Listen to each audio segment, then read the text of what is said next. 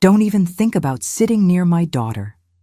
The words, hissed with venomous conviction by Richard Brennan as he positioned himself protectively between his graduating daughter and the elderly black woman approaching the auditorium's seating, cut through the celebratory atmosphere of Westfield University's commencement ceremony like a blade through silk.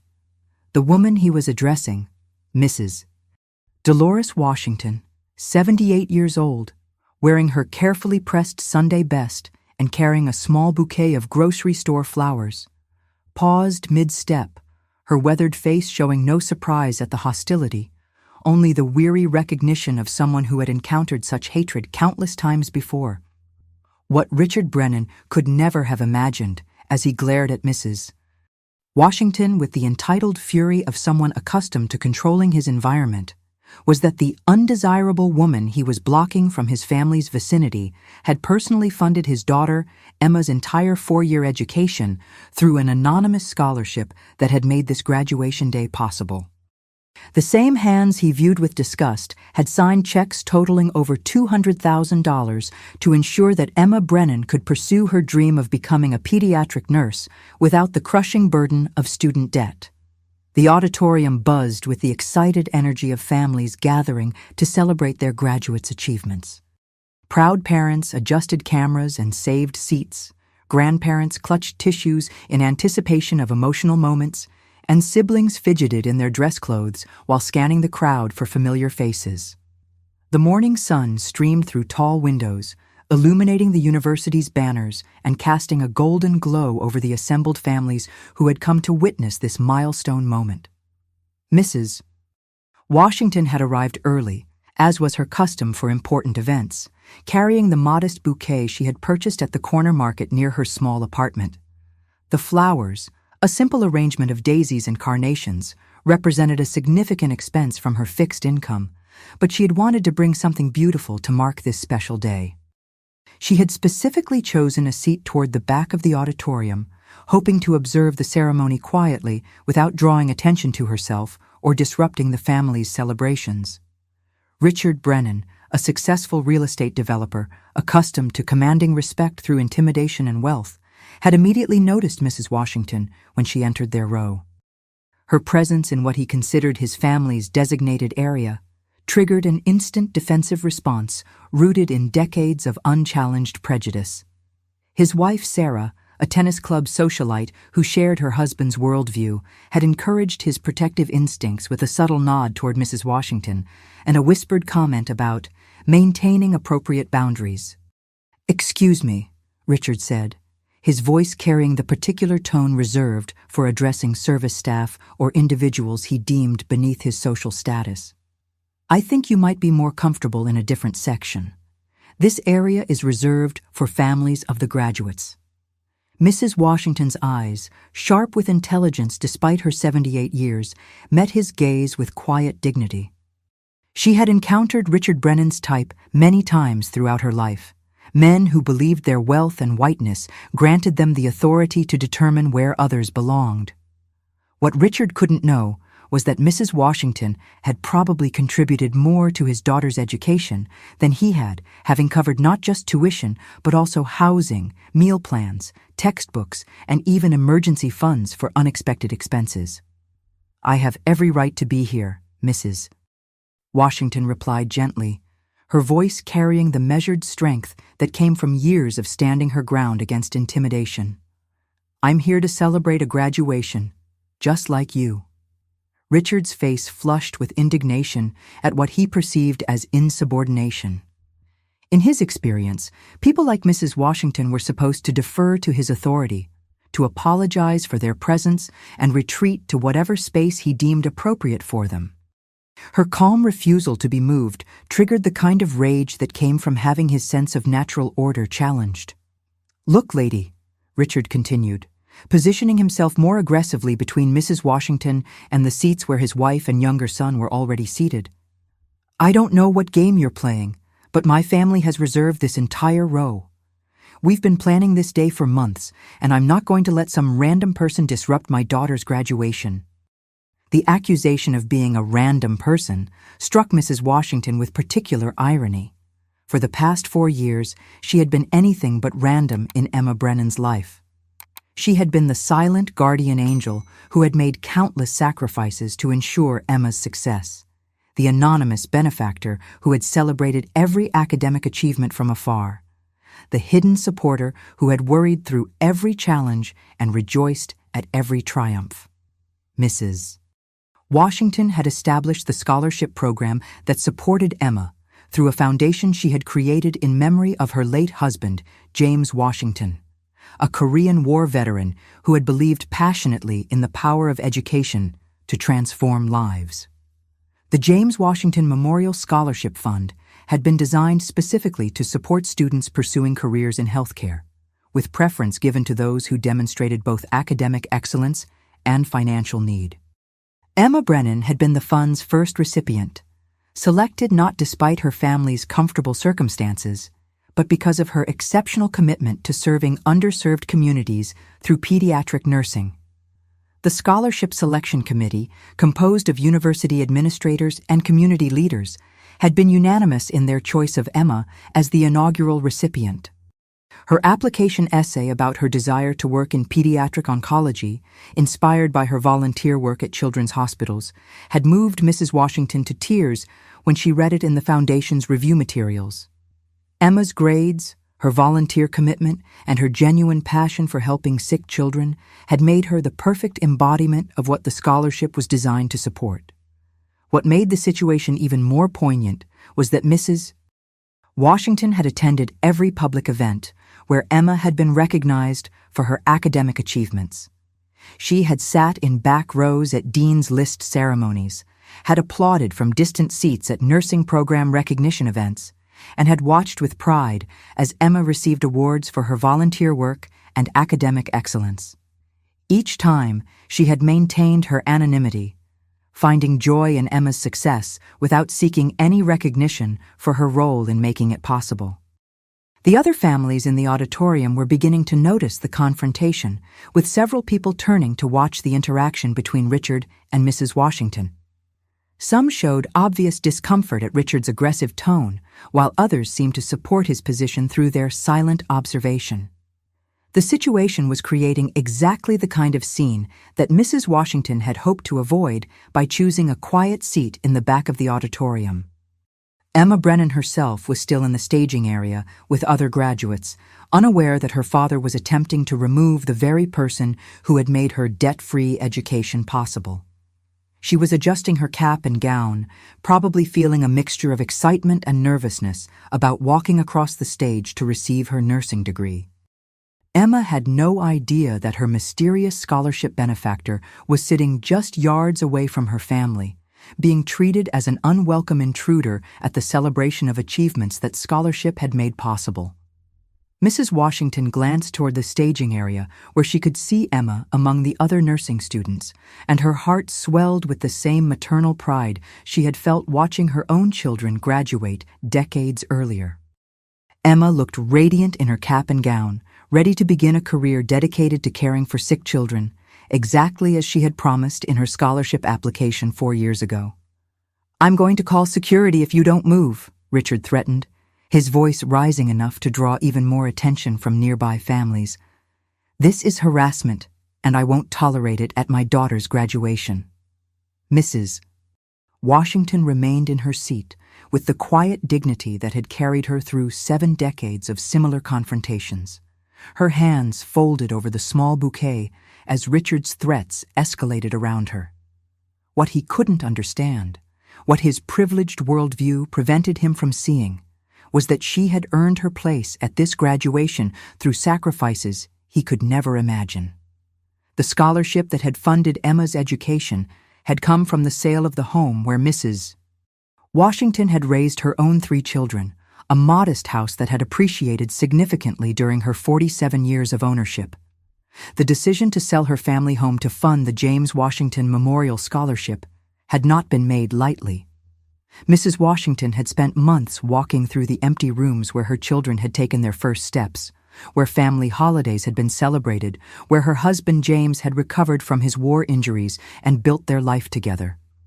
Each room held memories that stretched back decades, But she had also seen the future possibilities that selling the house could create for deserving students like Emma.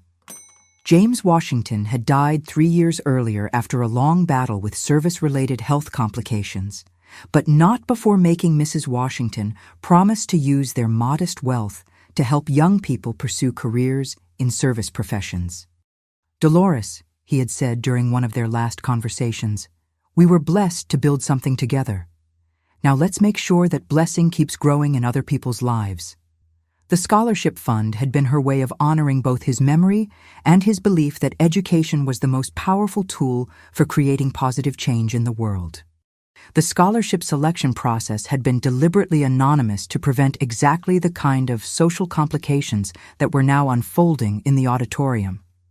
Mrs. Washington had insisted that recipients never know the identity of their benefactor, believing that gratitude should flow toward the opportunity itself rather than toward any individual. She had wanted the students to focus on their studies and their futures rather than feeling obligated to express appreciation to someone they didn't know. Emma's scholarship application had stood out immediately among the dozens of submissions the foundation received that first year. Her essay about wanting to specialize in pediatric oncology had been written with the kind of authentic passion that couldn't be manufactured or coached. She had described her volunteer work at children's hospitals, her commitment to serving families during the most difficult periods of their lives, and her understanding that healthcare was about more than medical procedures. It was about human connection and compassion during times of crisis. What had moved Mrs. Washington most about Emma's application was the young woman's recognition that healthcare disparities disproportionately affected low-income families and communities of color. Emma had written about her desire to work in public health settings where she could serve patients who might otherwise struggle to access quality pediatric care. Her commitment to social justice in healthcare had resonated deeply with Mrs. Washington, who had experienced firsthand the challenges of navigating medical systems as a Black woman in the South. Over the past 4 years, Mrs. Washington had followed Emma's progress through the university's scholarship reporting system. She had celebrated privately when Emma made the dean's list each semester, had felt maternal pride when Emma received recognition for her volunteer leadership, and had worried during the challenging periods when Emma questioned whether she was smart enough or strong enough to complete her demanding program. Through it all, Mrs. Washington had remained anonymous, supporting from the shadows, while Emma developed into the kind of nurse who would make a difference in countless children's lives. The irony of Richard's protective stance was particularly bitter given Emma's own values and commitments. Mrs. Washington had watched Emma speak at several university events about the importance of diversity in healthcare, about the need for nurses who could serve patients from all backgrounds with cultural sensitivity and respect. Emma had frequently expressed gratitude for her scholarship, often mentioning in her speeches how the financial support had allowed her to focus on learning and service rather than worrying about student loan debt. If this story is touching your heart, tell us in the comments where you're watching from. And if you're not subscribed yet, now's the time. Richard's escalating threats were beginning to attract the attention of university staff members who were managing the pre-ceremony logistics. Mrs. Washington could see an usher approaching their section, probably responding to complaints about the disturbance Richard was creating. The situation was evolving exactly as she had feared it might, with her desire to quietly celebrate Emma's achievement being transformed into a public confrontation that could overshadow the day's significance. "Sir, is there a problem here?" the usher asked as he reached their row, his tone diplomatic but firm. The young man, probably a graduate student earning extra money by working university events, looked uncomfortable with the obvious racial tensions underlying the situation. "Yes, there's definitely a problem," Richard replied immediately, pointing at Mrs. Washington as if her presence constituted evidence of wrongdoing. "This woman is trying to sit in seats that my family reserved. We've been planning this graduation for months, and we specifically requested this row for our family photos and celebration." Mrs. Washington looked at the usher with the same quiet dignity she had maintained throughout Richard's harassment. "I have a ticket for this section. she said simply, reaching into her purse to retrieve the printed admission that had been mailed to scholarship donors who requested to attend commencement ceremonies. "I'm here to celebrate a graduate, just like everyone else." The usher examined Mrs. Washington's ticket, which clearly indicated her right to attend the ceremony and sit in the general admission seating area. His expression showed confusion about why Richard was making such a strong objection to her presence, but also awareness that racial dynamics were complicating what should have been a simple seating dispute. "Ma'am, your ticket is valid for this section," the usher confirmed, handing the admission back to Mrs. Washington. "Sir, unless you purchased specific reserved seats, this is open seating within the designated family section." Richard's face reddened with frustration as his authority was challenged by someone he considered a subordinate employee. "Do you know who I am?" he demanded, his voice carrying the particular indignation of someone accustomed to using his status to override rules and logic. "I'm Richard Brennan of Brennan Development. I've donated thousands of dollars to this university over the years, and I expect my family to be treated with appropriate respect." The mention of his donations was intended to establish a hierarchy that would override Mrs. Washington's ticket and her right to occupy the seat, but it also highlighted the fundamental misunderstanding at the heart of the confrontation. Richard's thousands of dollars in donations, while meaningful to the university, paled in comparison to Mrs. Washington's sacrificial gift of her family home's equity to fund student scholarships. His giving had been tax-deductible donations from his abundant wealth. Hers had been a transformational sacrifice that had changed her entire living situation. Mrs. Washington watched the interaction with growing sadness, not for herself, but for Emma, whose graduation day was being tainted by her father's prejudice and entitlement. She thought about the young woman she had supported for 4 years, the brilliant and compassionate future nurse who would soon walk across the stage to receive her diploma, unaware that her education had been funded by the woman her father was trying to remove from the auditorium. The crowd around them was definitely watching now, with some families moving their children away from the confrontation, while others pulled out phones to record what was clearly becoming a significant disturbance. Mrs. Washington realized that her hope for a quiet celebration was completely lost, but she also understood that leaving now would send a message that Richard's harassment had been successful and justified. The situation escalated dramatically when Emma Brennan, having heard the commotion from the staging area, broke away from her fellow graduates to investigate the disturbance involving her family. She arrived at their row just as her father was demanding that security remove Mrs. Washington, her nursing degree cap slightly askew from hurrying through the crowd of families and university staff who had gathered to watch the confrontation. "Dad, what's going on?" Emma asked, her voice carrying both confusion and embarrassment as she took in the scene, her red-faced father pointing aggressively at an elderly black woman, an uncomfortable usher trying to mediate, and dozens of families staring at what had become a public spectacle. "Why are you yelling? The ceremony is about to start." "This woman is trying to disrupt your graduation," Richard explained, his voice still elevated with righteous indignation. "She's refusing to move from our family section, and now she's got the staff convinced she belongs here. I'm handling it so you can focus on your big day." Emma looked at Mrs. Washington for the first time, seeing a dignified elderly woman in her Sunday best, holding a small bouquet of flowers and sitting quietly, despite the chaos swirling around her. Something about the woman's composed demeanor and the way she held herself with quiet grace struck Emma as familiar, though she couldn't immediately place why. "Ma'am," Emma said, addressing Mrs. Washington directly with the respect her nursing training had taught her to show all patients and families, regardless of their circumstances. "I'm so sorry about this confusion. You have every right to be here celebrating your graduate. Which student are you here to support?" The question hung in the air like a challenge to everything Richard had assumed about Mrs. Washington's presence. Her answer would either validate his suspicions that she was somehow connected to the graduation ceremony, or it would expose the baseless nature of his harassment. Mrs. Washington looked into Emma's face, the same face she had seen in scholarship application photos 4 years earlier, the same bright eyes that had gazed back at her from university newsletter features about outstanding students, the same warm smile that had appeared in photos from volunteer recognition ceremonies. For a moment, she considered maintaining her anonymity, continuing the protection of privacy that had guided her giving for the past 4 years. "I'm here to celebrate you, Emma," Mrs. Washington said quietly, her voice carrying the weight of 4 years of hidden pride and investment. "I'm here because your graduation represents everything I hoped would happen when the James Washington Memorial Scholarship was established." The words hit Emma like a physical blow, stopping her breath and causing her to grip the back of a nearby chair for support.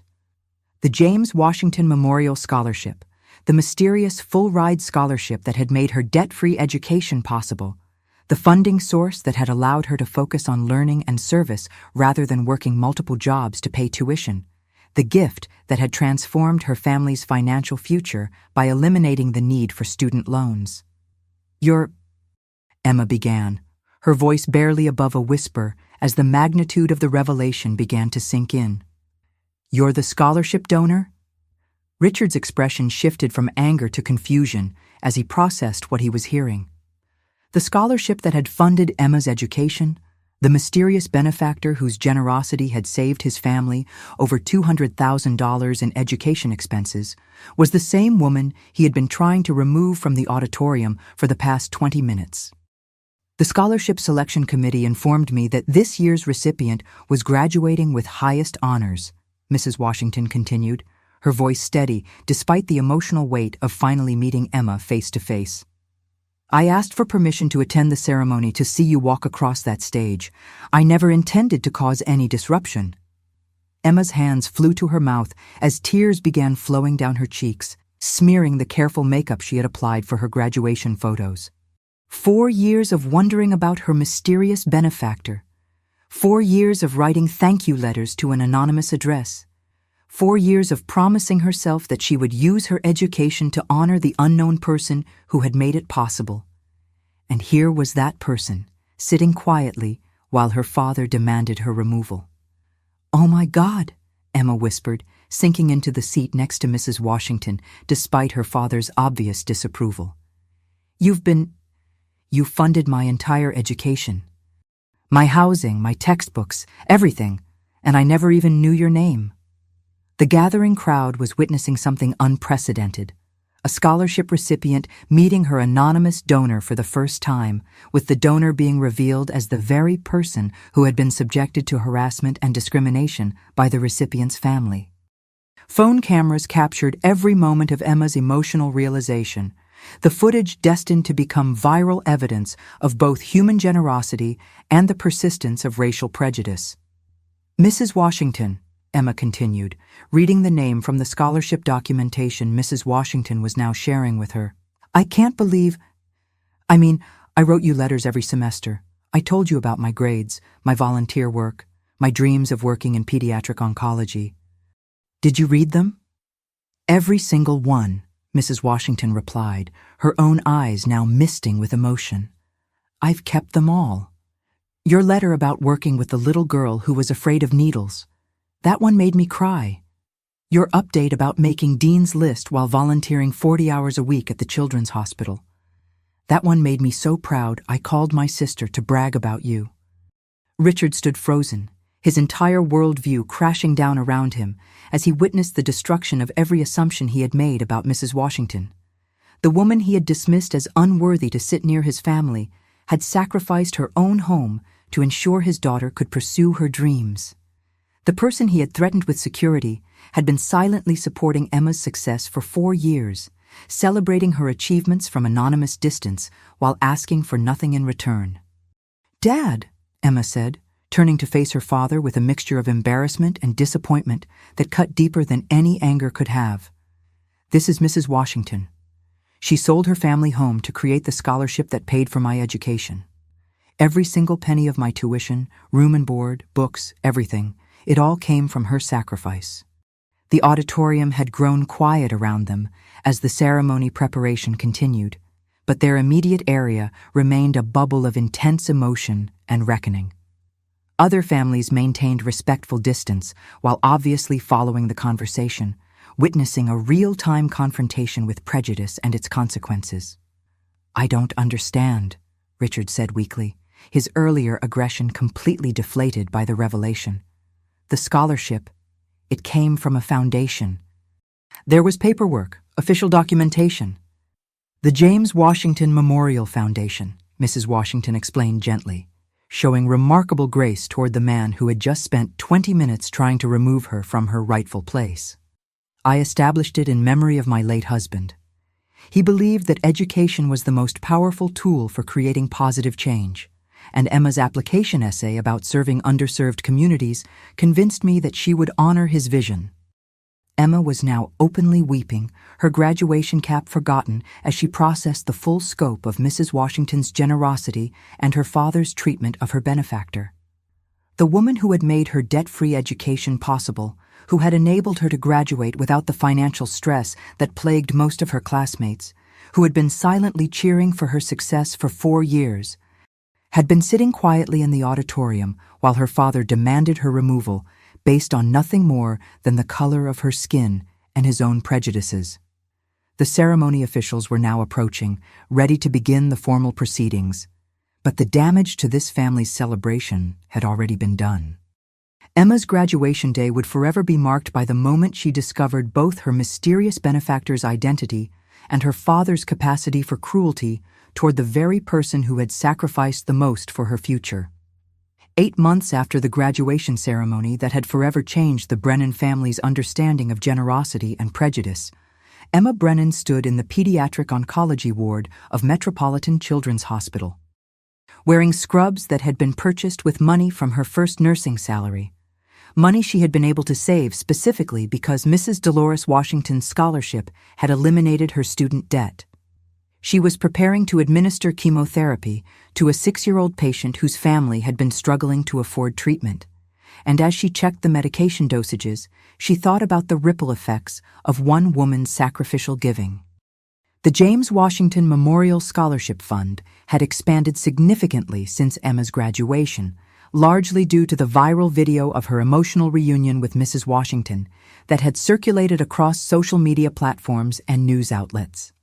The footage of Richard Brennan's harassment being transformed into recognition of Mrs. Washington's extraordinary generosity had prompted dozens of additional donors to contribute to the scholarship fund, allowing it to support multiple students each year rather than just one. Emma had become the fund's most passionate advocate, speaking at fundraising events and university gatherings about the transformative power of anonymous giving. Her story had resonated with audiences precisely because it highlighted both the potential for human generosity and the persistence of racial prejudice, often existing within the same families and communities. The contrast between her father's assumptions and Mrs. Washington's reality had become a powerful teaching tool for discussions about unconscious bias and the danger of judging people based on appearances. Richard Brennan had undergone his own transformation in the months following his daughter's graduation, though the process had been painful and humbling. The viral video had led to professional consequences. Several potential real estate clients had withdrawn their business after witnessing his behavior toward Mrs. Washington, and his country club had quietly suggested he take a temporary leave from his board position. More importantly, Emma had initially refused to speak to him for 3 months, forcing him to confront the reality that his prejudice had nearly cost him his relationship with his daughter. The path to redemption had required Richard to engage in serious self-reflection and education about racial bias and privilege. At Emma's insistence, he had enrolled in diversity training sessions and had begun volunteering with organizations serving low-income communities. The work had been uncomfortable and challenging, forcing him to confront assumptions he had held his entire life. But it had also opened his eyes to realities he had previously ignored or dismissed. Mrs. Washington had continued to demonstrate remarkable grace throughout the aftermath of the graduation confrontation. When Richard had finally worked up the courage to visit her small apartment to apologize in person, she had welcomed him with tea and homemade cookies, treating him with the same dignity she had shown during his harassment. Her forgiveness had been freely given, but it had also come with clear expectations about future behavior and genuine commitment to change. "Mr. Brennan, Mrs. Washington had said during that first awkward visit, "I don't need you to carry guilt about what happened at Emma's graduation. But I do need you to understand that what you did to me that day happens to people who look like me every single day, in ways both big and small. If you really want to honor Emma's scholarship and your daughter's values, then use this experience to become someone who speaks up when you see others being treated the way you treated me." The conversation had marked the beginning of an unlikely friendship between the elderly black woman who had sacrificed her family home for education and the privileged white man who had almost prevented her from celebrating the results of that sacrifice. Richard had begun contributing financially to the scholarship fund, but more importantly, he had started using his business and social connections to support educational opportunities for students from underrepresented communities. Emma's work in pediatric oncology had been profoundly influenced by her understanding of Mrs. Washington's sacrifice and her father's capacity for growth. She approached each patient family with heightened awareness of the assumptions and biases that could affect their care, making sure that parents from all backgrounds felt respected and heard during their children's treatment. Her colleagues had noticed her particular sensitivity to issues of cultural competence and her advocacy for patients whose voices might otherwise be marginalized. The Scholarship Fund had also established a mentorship component, pairing recipients with professionals in their chosen fields who could provide guidance and support beyond financial assistance. Mrs. Washington had insisted on this addition, understanding that Emma's success had been due not just to eliminated student debt, but also to the encouragement and advice she had received from faculty members and supervisors who had believed in her potential. During her breaks at the hospital, Emma often called Mrs. Washington to share updates about her patients and her growing expertise in pediatric care. These conversations had evolved into a surrogate grandmother-granddaughter relationship that filled important emotional needs for both women. Mrs. Washington had never had children pursue careers in healthcare, while Emma had lost her maternal grandmother several years earlier and treasured the wisdom and perspective Mrs. Washington provided. If this story moved you, don't stop here. Click the next one, subscribe, and share this with someone who still believes in kindness. The small apartment where Mrs. Washington now lived was decorated with photos from Emma's graduation, newspaper clippings about the scholarship fund's growth, and thank you letters from subsequent scholarship recipients. Each item represented a piece of the legacy she and her late husband James had created through their belief in education's transformative power. The apartment was smaller and simpler than the family home she had sold, but it was filled with evidence that her sacrifice had multiplied far beyond what she had originally imagined. On the anniversary of Emma's graduation, the three of them, Mrs. Washington, Emma, and Richard, had established a tradition of meeting for dinner to reflect on the lessons learned and the relationships built from that difficult day.